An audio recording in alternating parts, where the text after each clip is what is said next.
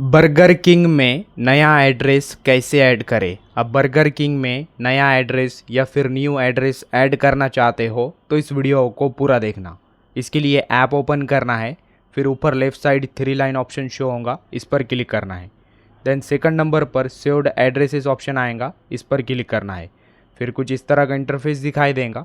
ऊपर add address option आएगा, इस पर क्लिक करना है। फिर कुछ इस तरह का इंटरफेस आएगा। ऊपर सर्च ऑप्शन शो होगा, सर्च पर क्लिक करना है। एंड अब अपने एड्रेस में जो सिटी ऐड करना चाहते हो यहाँ पर आपको सिटी का नेम डालना है।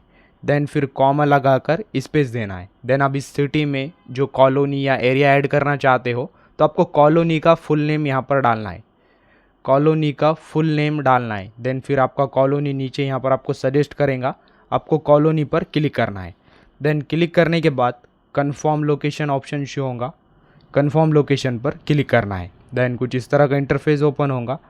यहाँ पर आपको फ्लैट नेम, हाउस या बिल्डिंग नेम या बिल्डिंग नंबर यहाँ पर आपको डालना है।